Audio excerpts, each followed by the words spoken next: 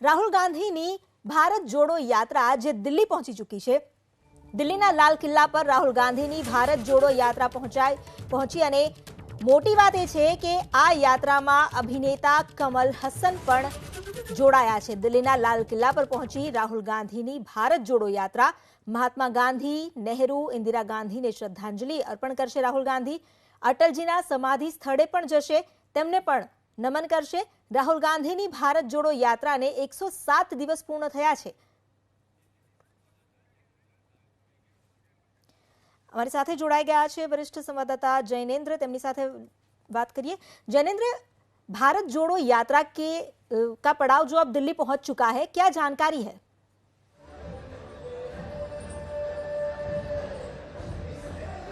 बिल्कुल, दिल्ली यह यात्रा सुबह पहुंची और दिल्ली में तकरीबन 20-21 किलोमीटर का सफर पूरा कर यह यात्रा लाल किले पर पहुंच चुकी है। ऐतिहासिक लाल किले का मैदान, उसके ठीक सामने स्टेज बना हुआ है। तस्वीरें हम आपको दिखाते हैं। देखिए, ये आप लाल किले की तस्वीरें देख सकते हैं और इसी ऐतिहासिक लाल किले के ठीक सामने एक मंच बना हुआ है। राहुल गांधी रोज पदयात्रा पूरी करने के बाद एक सभा को संबोधित करते हैं और आज दिल्ली में यात्रा है, तो दिल्ली में जो सभा है वो लाल किले के सामने होगी। ये देखिए, ये स्टेज बना हुआ है और उसी स्टेज से अब से कुछ देर में राहुल गांधी सभा को संबोधित करेंगे। सामने ये जो सड़क है, ये व्यस्त सड़क है, तो सामने भी भीड़ है और चारों तरफ, दोनों तरफ जो है वो लोग इंतजार कर रहे हैं राहुल गांधी की सभा के शुरू होने का। राहुल गांधी पहुंच चुके हैं, उनकी पदयात्रा आज की खत्म हो चुकी है। फिलहाल थोड़ी देर में कार्यक्रम शुरू होगा। अभी कमल हसन, जो कि दक्षिण के बड़े सुपरस्टार हैं और नेता भी हैं तमिलनाडु के, वो राहुल गांधी से मुलाकात कर रहे हैं और इसके कुछ देर बाद राहुल गांधी इसी स्टेज पर आएंगे और सभा को संबोधित करेंगे। लाल किले के ठीक सामने ये स्टेज बना हुआ है और सामने जामा मस्जिद है, उससे पहले शीशगंज गुरुद्वारा है, शिव मंदिर है, दिगंबर जैन लाल मंदिर है। तो ये एक बड़ी ऐतिहासिक जगह है ये, जहां पर कि राहुल गांधी की सभा होनी है। देखना है कि राहुल अपनी सभा में क्या कुछ बोलते हैं, किस तरीके से वो निशाना तो साध ही रहे हैं लगातार केंद्र की सरकार पर, मोदी सरकार पर, महंगाई, बेरोजगारी और देश में माहौल जो बना है, जिसको कि राहुल नफरत का माहौल कह रहे हैं, उसके खिलाफ। देखना है कि आज लाल किले से वो क्या संदेश देते हैं, क्या नया संदेश देते हैं। और जहां तक यात्रा का सवाल है, तो यात्रा जो 7 सितंबर को कन्याकुमारी से शुरू हुई थी, वो 108वें दिन दिल्ली पहुंच चुकी है। 3000 किलोमीटर की तकरीबन यात्रा पूरी हो चुकी है और आज सभा के बाद राहुल गांधी, जैसा आपने बताया दर्शकों को, राजघाट जाएंगे, बापू की समाधि और इसके अलावा जवाहरलाल नेहरू, लाल बहादुर शास्त्री, इंदिरा गांधी, राजीव गांधी और अटल बिहारी वाजपेयी की समाधि पर जाएंगे। इसके बाद समापन हो जाएगा और ब्रेक है 9 दिनों का। 9 दिन बाद 3 जनवरी से यात्रा फिर शुरू होगी रामलीला मैदान से और जम्मू कश्मीर के लिए प्रस्थान करेगी। तो ये कुल मिलाकर कार्यक्रम है। पदयात्रा राहुल गांधी की जो है वो खत्म हो चुकी है, सभा में वो आ चुके हैं, कुछ देर में सभा शुरू होगी और देखना यही कि राहुल गांधी लाल किले से सटे बने मंच से क्या बोलते हैं, क्योंकि सब कुछ इस बात पर निर्भर करता है, इस यात्रा पर निर्भर करता है कि क्या राहुल गांधी लाल किले की प्राचीर से संबोधित कर पाएंगे देश को, क्या वो प्रधानमंत्री बन पाएंगे 24 में। ये सब कुछ दारोमदार इस यात्रा पर टिका हुआ है कहीं ना कहीं और इस यात्रा ने नई जान फूकी है कांग्रेस पार्टी में। देखना है, नजर इस बात पर है कि लाल किले के सामने से राहुल आज किन शब्दों में मोदी सरकार पर हमला बोलते हैं, क्या नया बोलते हैं, देश को क्या संदेश देते हैं। जी बिल्कुल, आपने जो बताया, लाल किले के ठीक सामने ये मंच बना हुआ है जहां से राहुल गांधी आज संबोधन करने वाले हैं और आपने ये भी बोला कि क्या ये आगे लाल किले की प्राचीर तक पहुंच पाएंगे कि नहीं, वही बहुत बड़ा सवाल है। कांग्रेस के कार्यकर्ताओं के लिए भी यही बहुत बड़ा सवाल है। तो क्या ये लग रहा है कि आज का जो संबोधन रहेगा लाल किले के सामने से, वो राजनीतिक दृष्टिकोण से कुछ संकेत दे रहा है?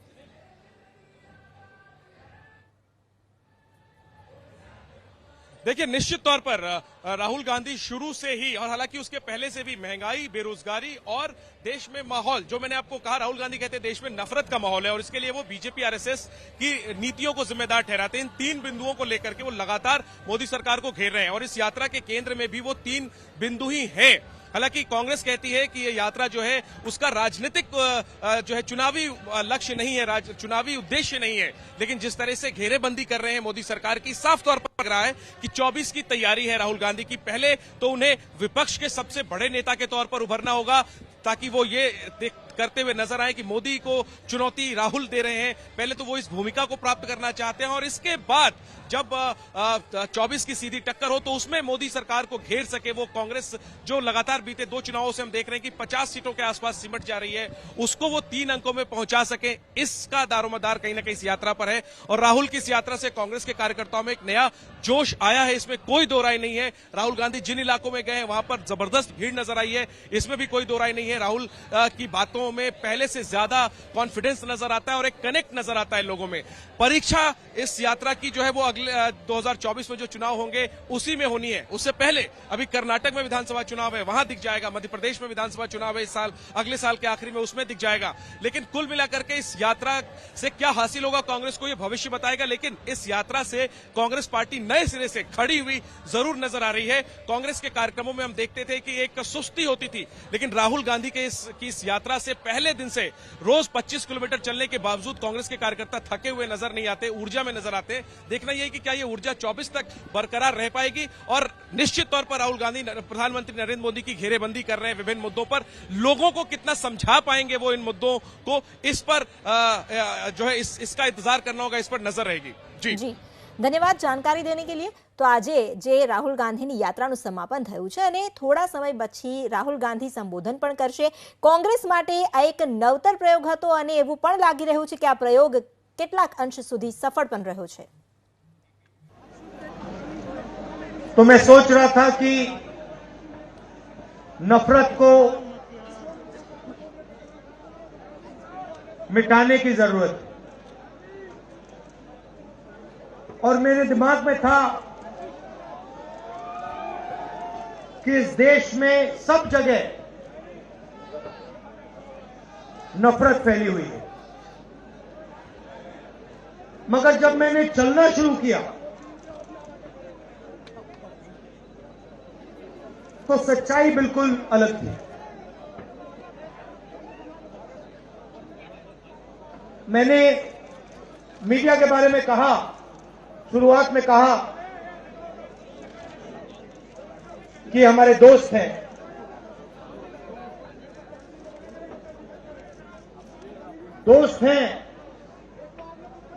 मगर हमारी बात टीवी पे कभी नहीं दिखाते हैं।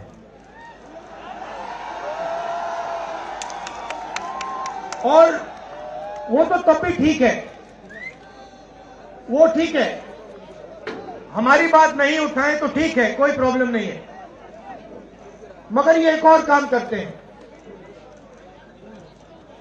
इनकी गलती नहीं है। देखिए ये जो यहां खड़े हैं इनसे गुस्सा मत होइए, इनकी गलती नहीं है। देखिए मुस्कुरा रहे हैं, ये जानते हैं लगाम लगी हुई है, पीछे से लगाम लगी हुई है, मगर इनके जो चैनल हैं ये भी नफरत फैलाने का काम करते हैं। 24 घंटा हिंदू मुस्लिम, हिंदू मुस्लिम, हिंदू मुस्लिम, हिंदू मुस्लिम, हिंदू मुस्लिम। ये सच्चाई नहीं है भाई और बहनों। मैं चला हूं कन्याकुमारी से यहां तक, ये सच्चाई नहीं है। ये मीडिया में चलाया जाता है, फैलाया जाता है। ये देश एक है। इन सड़कों पे लाखों लोगों से मिला हूं, सारे के सारे एक दूसरे से मोहब्बत करते हैं, प्यार करते हैं, गले लगते हैं। तो सवाल उठता है, क्योंकि ये नहीं कर रहे हैं, इनके पीछे जो शक्ति है, इनके पीछे जो शक्ति है वो कर रही है। तो सवाल उठता है ये क्यों हो रहा है, जब सच्चाई है कि देश का आम नागरिक, चाहे हिंदू हो, मुस्लिम हो, सिख हो, ईसाई हो, किसी भी जात का हो, वो एक दूसरे से प्यार करता है, मोहब्बत करता है, एक दूसरे की इज्जत करता है। 90% लोग इस देश के एक दूसरे से प्यार करते हैं, मोहब्बत करते हैं, इज्जत करते हैं। देखिए मेरे सामने, ये देखिए, घूम के देखिए, ये जैन मंदिर है, गुरुद्वारा है, मंदिर है, मस्जिद है, ये है हिंदुस्तान। ये सच्चाई है हिंदुस्तान की। और ये नई बात नहीं, ये हजारों साल से इस देश की सच्चाई है। प्यार से ये देश मिलकर एक साथ रहा है। तो सवाल उठता है, ये जो मीडिया के लोग हैं, ये नहीं जो इनके पीछे हैं, ये नफरत क्यों फैलाना चाहते हैं? आपने कभी पूछा अपने आप से कि मीडिया 24 घंटा कभी मोहब्बत की बात नहीं करेंगे?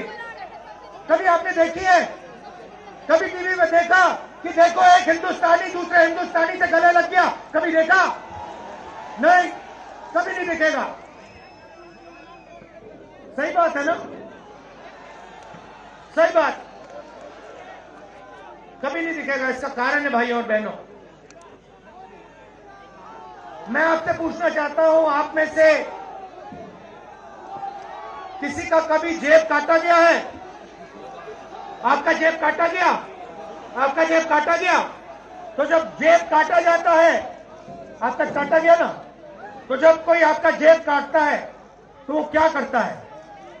सबसे पहले उसे क्या करना पड़ता है? नहीं, ब्लेड तो बाद में आता है, मगर पहले क्या करता है? पहले वो आपके ध्यान को इधर करता है, आपके ध्यान को लेकर उधर ले जाता है। भाइयों और बहनों, ये जो करा जा रहा है, आपके ध्यान को हटाने के लिए किया जा रहा है। और ये 24 घंटा करते हैं और फिर आपकी जेब काटी जाती है। बढ़िया बढ़िया, क्योंकि सच्चाई है। 24 घंटा हिंदू मुस्लिम, हिंदू मुस्लिम, हिंदू मुस्लिम, और फिर जो भी आपका पैसा है, किसानों का, मजदूरों का, आपके एयरपोर्ट, आपके पोर्ट, आपकी सड़कें,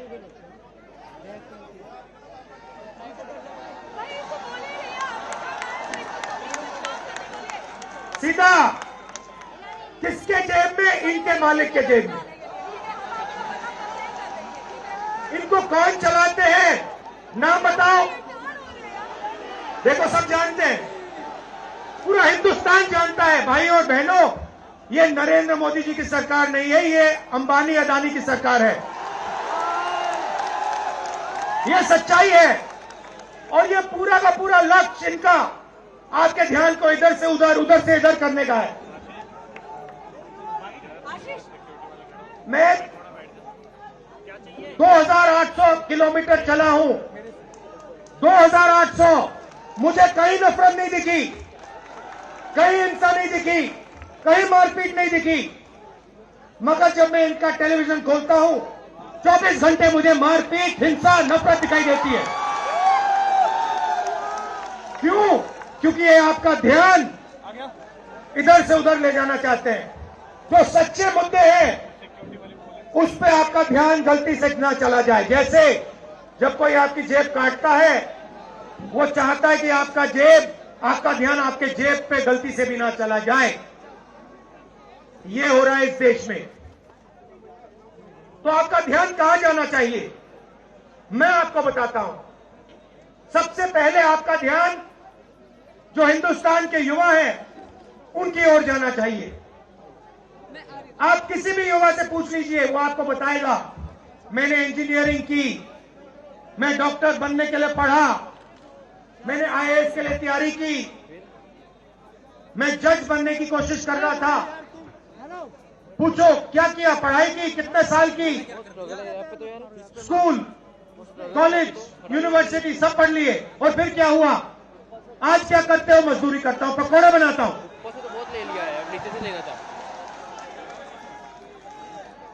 बेरोजगारी क्यों आई? मैं आपको बताता हूं। और जो हमारे छोटे व्यापारी हैं, जो स्मॉल और मीडियम बिजनेस चलाते हैं, आप अच्छी तरह सुनिए, क्योंकि आप इस देश के भविष्य हो। अगर इस देश को कोई रोजगार दे सकता है तो इस देश का किसान और ये जो छोटे व्यापारी हैं और स्मॉल और मीडियम बिजनेसेस चलाते हैं, ये लोग। क्यों? क्योंकि ये लाखों हैं, ये लाखों में है और कोई 100 लोगों को रोजगार देता है, कोई 500 को देता है, कोई 1000 को देता है, कोई 25 को देता है, कोई 33 को देता है और ये लोग देश को रोजगार देते हैं। अब इनकी बात करते हैं। ये 24 घंटे लगे रहते हैं, बैंक के दरवाजे इनके लिए बंद होते हैं। हिंदुस्तान के 2-3 अरबपतियों को 1 लाख करोड़, 2 लाख करोड़, 3 लाख करोड़ ऐसे दिया जाता है। ये बैंक के सामने जाते हैं, इनको धकेल के निकाल दिया जाता है। राइट? अब क्या? ठीक है, बैंक का पैसा नहीं दिया तब भी मान ली बात, तब भी मान ली बात। मगर फिर क्या किया? फिर प्रधानमंत्री ने नोटबंदी की और प्रधानमंत्री ने गलत जीएसटी लागू की। भाई और बहनों, ये पॉलिसी नहीं है, ये हथियार है। छोटे व्यापारियों को, स्मॉल और मीडियम बिजनेस वालों को और किसानों को मारने के हथियार हैं ये। और जब इन्होंने ये काम किया तो देश के जो युवा हैं उनको रोजगार नहीं मिल सकता, सवाल नहीं उठता, क्योंकि जो रोजगार देने वाले हैं उनकी रीढ़ की हड्डी आपने तोड़ दी। किसके लिए तोड़ी? किसके लिए तोड़ी? इनके जो मालिक हैं उनके लिए तोड़ी। गेम को समझो। अब देखिए, अब आगे चलते हैं। युवाओं की बात की, स्मॉल और मीडियम बिजनेस वालों की बात की, दुकानदारों की बात की। अब सड़कों पे मुझे हजारों किसान मिले हैं। 1 सेकंड में पहचान लेता हूं, जैसे ही हाथ मिलाता हूं समझ आ जाता है ये मजदूर है या ये किसान है। हाथ से पता लग जाता है, छिले हुए हाथ होते हैं। अच्छा, एक और सवाल है जो मैं सोच रहा हूं।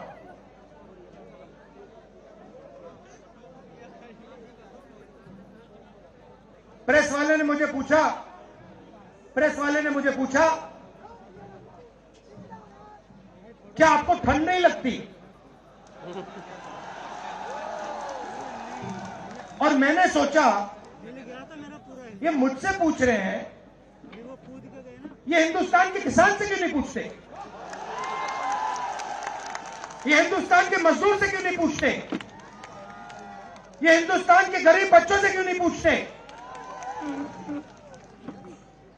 फिर कहते देखो 2800 किलोमीटर चल लिए, कोई बड़ी बात नहीं है।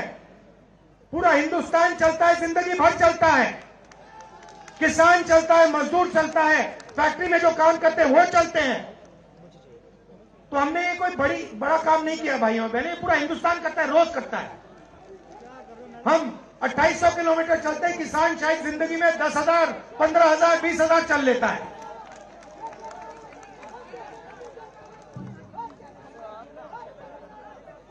तो मैं चाहता हूं कि ध्यान सही जगह जाए। अब बीजेपी ने धर्म की बात उठाई है, हिंदू धर्म की बात करते हैं। मैं आपसे पूछना चाहता हूं, हिंदू धर्म में कहां लिखा है कि गरीबों को, कमजोर लोगों को कुचलना चाहिए? कहां लिखा है? कहां लिखा है कि कमजोर लोगों को मारना चाहिए? कहां लिखा, मुझे बताओ। मैंने तो कहीं नहीं पढ़ा। मैंने गीता पढ़ी है, उपनिषद पढ़े हैं, कहीं नहीं पढ़ा मैंने।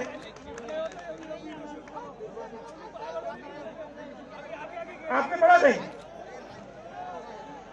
गले लगाने की बात होती है। अच्छा ठीक है, देखिए अब ये लोग देश में डर फैला रहे हैं। नफरत नहीं दिखी मगर डर दिखा। किसके दिल में डर? किसान के दिल में, युवाओं के दिल में, छोटे दुकानदारों के दिल में, स्मॉल और मीडियम बिजनेस जो चलाते हैं उनके दिल में, माताओं बहनों के दिल में। मुझसे कहती है, राहुल जी बीजेपी की सरकार में हम तो सड़क पर, शाम को सड़क पर नहीं निकल सकते, तो डर फैला दिया है। सही सही। अच्छा, आपने शिव जी की फोटो देखी है? उसमें उनका हाथ ऐसे देखा आपने? इसको क्या कहते हैं? इसको क्या कहते हैं? इसको अभय मुद्रा कहते हैं। इसका मतलब क्या होता है? इसका मतलब होता है डरो मत। तो शिव जी कहते हैं डरो मत, हिंदू धर्म कहता है डरो मत, और ये लोग 24 घंटा इस देश में डर फैलाने की कोशिश करते हैं। अच्छा, एक और मजे की बात बताता हूं आपको जो मैं सोच रहा था। आपने ये यात्रा देखी होगी, इसमें आपको हिंसा दिखी? कहीं नहीं दिखी। किसी ने किसी को मारा? किसी ने गाली दी? नहीं। आपने इसमें नफरत देखी? बिल्कुल नहीं। इसमें किसी ने यह पूछा भैया तुम्हारा धर्म क्या है? किसी ने कहा भाई तुम हिंदू हो, मुसलमान हो, सिख हो, ईसाई हो, क्या हो? नहीं। किसी ने यह पूछा तुम स्त्री हो या पुरुष हो? किसी ने यह पूछा तुम्हारी क्या जात है? बिल्कुल नहीं। कपड़े भी नहीं पूछे, कपड़े भी नहीं पूछे। अच्छा, इसमें आपने देखा होगा, पता नहीं आपने देखा या नहीं, इसमें कुत्ते भी आए। कुत्ते भी आए इसमें, कुत्ते आए। और आपने एक, अगर आप टीवी देख रहे होते आपने एक चीज देखी होगी, कुत्ते को किसी ने नहीं मारा, किसी ने नहीं मारा। इसमें गाय भी आई, भैंस भी आए, सुअर भी आए, मैंने देखा। वो तो सब जानवर आए, सब लोग आए, और यहां पे कोई नफरत नहीं। जैसा हमारा हिंदुस्तान है वैसे ये यात्रा है। कोई नफरत नहीं, कोई हिंसा नहीं, कोई गलत सवाल नहीं। कभी कभी कोई गिर जाता, जैसे हमारे हरियाणा के पीसीसी गिरे, धड़ाम से गिरे, केरला के सब नेता गिर गए,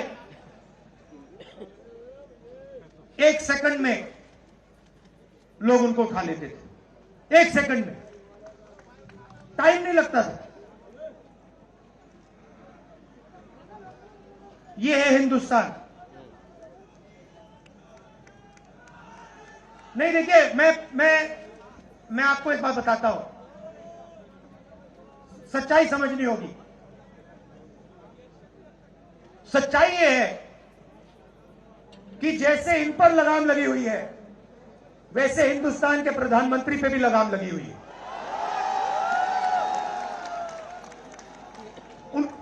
उनकी गलती नहीं है, वो संभाल नहीं पा रहे हैं, कंट्रोल नहीं कर पा रहे हैं, उनको कंट्रोल कर दिया है। नहीं, मैं सच बोल रहा हूं, मैं सच बोल रहा हूं। क्योंकि आप देखिए, एयरपोर्ट भी उनके, पोर्ट भी उनके, एग्रीकल्चर के स्टोरेज डिपो भी उनके, और क्या उनका, हाँ, लाल किला भी उनका, लाल किला भी उनका, सारे के सारे पब्लिक सेक्टर की कंपनियां उनकी, और क्या उनका, रेलवेज उनकी।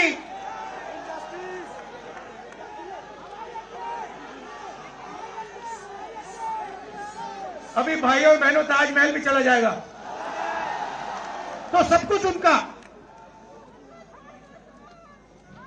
तो ये देश की सच्चाई है। हाईवे भी उनके,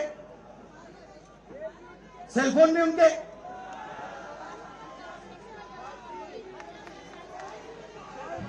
मगर सच्चाई हमारी। आप देखिए, मैं आपको बताता हूं, आपको मैं बताता हूं, अपनी कहानी बताता हूं। जब मैं राजनीति में आया, 2004 में आया, हमारी सरकार थी, चुनाव जीते थे, और ये प्रेस वाले 24 घंटा मेरी प्रशंसा करते थे। 24 घंटा 24 घंटा राहुल गांधी, राहुल गांधी, राहुल गांधी, राहुल गांधी। फिर मैंने क्या किया, मैं चला गया भट्टा परसौल। नहीं सुनो, आपको समझना है ये है क्या। मैं भट्टा परसौल गया और मैंने किसानों का जो जमीन का मामला है उसको छेड़ दिया। और भाई और बहनों, जैसे ही मैंने किसानों का जमीन का मामला छेड़ा, वैसे ही मेरे पीछे पड़ गए। उसके बाद जमीन अधिग्रहण बिल, भट्टा परसौल के बाद जमीन अधिग्रहण बिल लाया, कांग्रेस की सरकार लाई। उसके बाद तो पूरा फुल टाइम 24 घंटा मेरे पीछे पड़ गए। प्रधानमंत्री जी ने, बीजेपी ने, मैं आपको सच्चाई के बारे में बताना चाह रहा हूं, प्रधानमंत्री ने, बीजेपी ने हजारों करोड़ रुपए लगा दिए मेरी छवि को खराब करने में। हजारों करोड़ रुपए। और आपने देखा होगा, मैंने एक शब्द नहीं बोला, बिल्कुल चुप, बिल्कुल चुप। मैंने एक शब्द नहीं बोला। मैंने ये नहीं बोला भैया ये गलत बोल रहे हैं, ये ठीक नहीं है ना, मैं बिल्कुल चुप चुप। क्योंकि मैंने कहा चलो देखता हूं कितना दम है, और लगाया। पूरी की पूरी मीडिया लग गई, व्हाट्सएप पे लगाया, फेसबुक पे लगाया, सब जगह 24 घंटा राहुल गांधी के बारे में। कुछ नहीं बोला मैंने, पूरे देश में फैला दिया। और फिर 1 महीने मैंने आपको सच्चाई दिखा दी, और पूरा पूरा खत्म।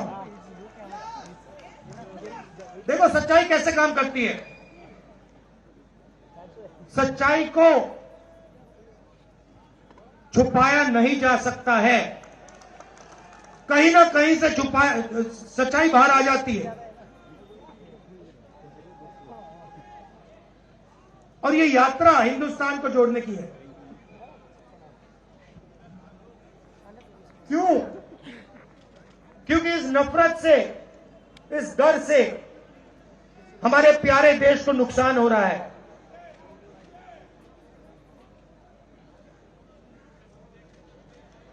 ये सच्चाई है, और इसीलिए हमने ये यात्रा कन्याकुमारी से लेकर कश्मीर तक शुरू की है। और ये जो हमारा तिरंगा है, इसको हम श्रीनगर में जाके वहां पे लहराएंगे। और आप में से हजारों लोग हमारे साथ चलोगे, हजारों लोग चलोगे।